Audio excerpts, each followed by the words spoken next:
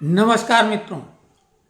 कल का दिन चुनावी इतिहास का बेहद महत्वपूर्ण दिन है, क्योंकि अमेरिका में राष्ट्रपति का चुनाव संपन्न होगा। अब आप कहेंगे पूरी दुनिया के लिए क्यों महत्वपूर्ण है? इसलिए कि इस समय पूरा विश्व तृतीय विश्व युद्ध के मुहाने पर बैठा हुआ है। रूस यूक्रेन युद्ध के बाद इजराइल कई फ्रंटों पर जिस तरह से अमेरिका के सहयोग से लड़ रहा है, इससे लगभग तृतीय विश्व युद्ध की एक स्थिति निर्मित हो रही है। भारत के लिए भी बेहद महत्वपूर्ण ये चुनाव का परिणाम होगा। हालांकि ये चुनाव में हम यहाँ के लोग तो कुछ नहीं कर सकते, लेकिन भारतीय मूल के लोगों का बहुत अहम रोल, बहुत अहम किरदार है इस चुनाव में। अमेरिकी राष्ट्रपति का चुनाव बेहद जटिल प्रक्रिया है। भारत में जो भी चुनाव होते हैं सीधे सरल ढंग से होते हैं। प्रचार प्रसार के बाद वोटिंग और तत्काल परिणाम आ जाता है। लेकिन अमेरिका में उम्मीदवार चयन की प्रक्रिया से लेकर चुनाव यानी मतदान और उसके बाद परिणाम लंबा समय लगता है। लगभग 1 साल की पूरी प्रक्रिया होती है। लेकिन अब हम अमेरिका चुनाव की बात करें तो अंतिम चरण में पहुंच गया है। कल 5 नवंबर को अमेरिका में राष्ट्रपति पद का चुनाव होगा। और एक बहुत ही मज़ेदार बात है जानने योग्य कि अमेरिका में सैकड़ों साल का जो चुनावी इतिहास है वो नवंबर महीने के पहले मंगलवार को ही मतदान होता है। भारत में मंगल का महत्व सनातनियों के लिए तो है ही है, लेकिन अमेरिका में भी मंगलवार का इतना महत्व है कि आप समझ लीजिए कि राष्ट्रपति का चुनाव मंगलवार को ही होता है, वो भी पहले मंगलवार को नवंबर महीने के। तो ये एक बेहद महत्वपूर्ण रुचिकर जानकारी है आप सभी की जानकारी के लिए। और जो ये आम पब्लिक राष्ट्रपति को चुनती है, लोगों को लगता है कि पब्लिक सीधे उनको चुन लेती है, लेकिन ऐसा भी नहीं है। आम पब्लिक के वोटों को पॉपुलर वोट कहा जाता है। और जिस तरह से भारत में संसद है और उसके 2 सदन हैं, अमेरिका में भी संसद है और 2 सदन है, लेकिन संसद का नाम वहाँ पर संसद नहीं है, उसका नाम अमेरिकी कांग्रेस कहलाता है। सदन का नाम अमेरिकी कांग्रेस, अंग्रेजी में द यूनाइटेड स्टेट्स कांग्रेस कहलाती है। और उसमें वहाँ भी 2 सदन है जैसे भारत में। लेकिन भारत में जो निम्न सदन है वो लोकसभा और उच्च सदन को राज्यसभा कहते हैं। और वहाँ इसका ठीक उलट है, क्योंकि राज्यसभा में 250, 238 प्लस 12 मनोनीत सदस्य भारत में राज्यसभा में।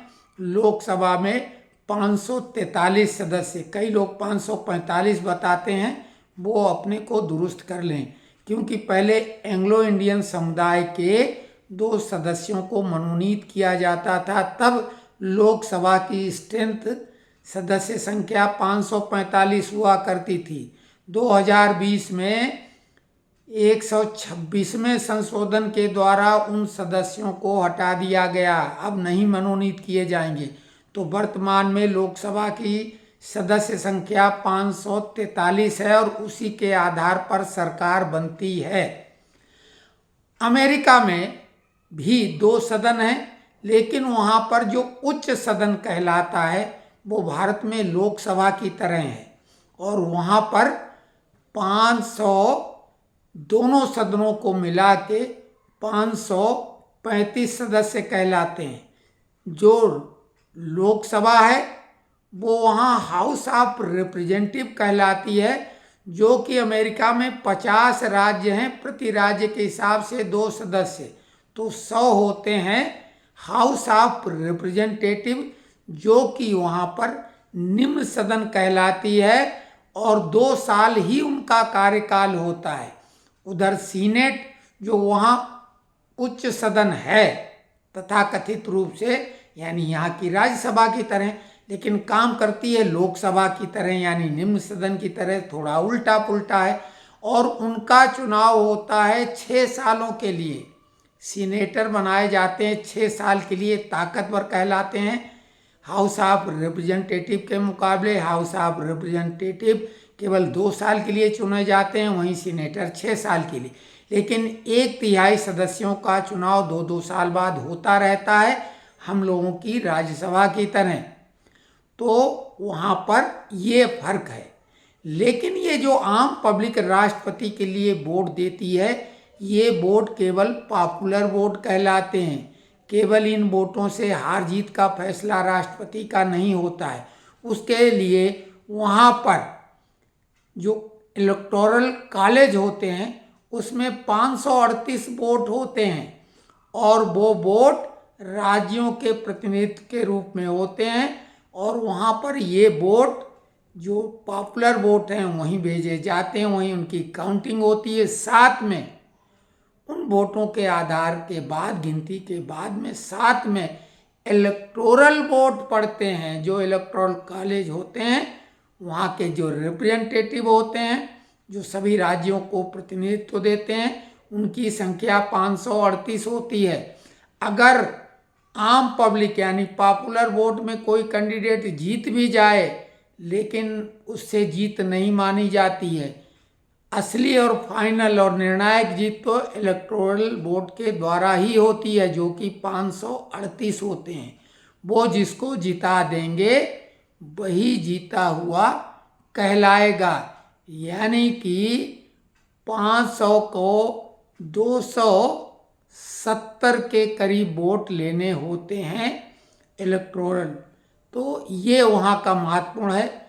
और चुनाव चिन्ह भी वहाँ पर जो वर्तमान राष्ट्रपति हैं बाइडेन, और जो कि अब उम्मीदवारी से बाहर हो गए हैं बीच में, एक जैसे क्रिकेट में एक रिटायर्ड हर्ट होता है, अब कमला हैरिस उम्मीदवार हैं डेमोक्रेटिक की, जिसका चुनाव चिन्ह गधा है। और ट्रंप जिस पार्टी के उम्मीदवार हैं रिपब्लिकन पार्टी, उसका चुनाव चिन्ह हाथी है।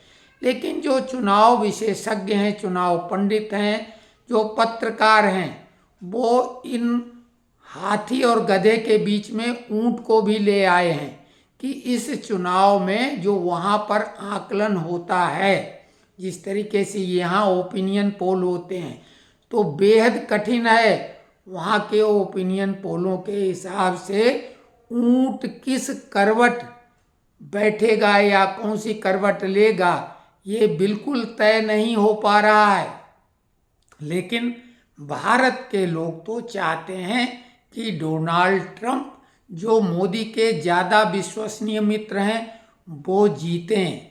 और संभावना भी ऐसी ही कुछ है, क्योंकि अमेरिकन इतिहास में आज तक कोई भी महिला राष्ट्रपति नहीं बनी है।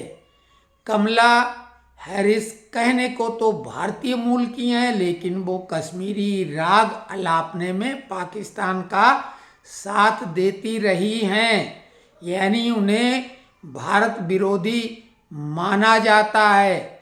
लेकिन ट्रंप तो खुलकर भारत के सपोर्टर हैं। बांग्लादेश में हिंदुओं की प्रताड़ना में ट्रंप ने खुल के बोला हुआ है। तो ट्रंप की उम्मीद ज़्यादा है। हम भारतीय लोग तो ऐसा ही मानते हैं और उम्मीद भी यही करते हैं। अमेरिकन चुनावी इतिहास भी ऐसा ही कुछ बताता है कि अभी तक कोई भी महिला वहाँ नहीं राष्ट्रपति बन पाई है। तो ये है अमेरिकन राष्ट्रपति चुनाव का लेखा जोखा। आपको कैसा लगा ये जानकारी आप कमेंट्स बॉक्स में लिखें और आपके कमेंट्स के आधार पर ये हम अगला अपना वीडियो बनाएंगे महाराष्ट्र और झारखंड के चुनाव पर।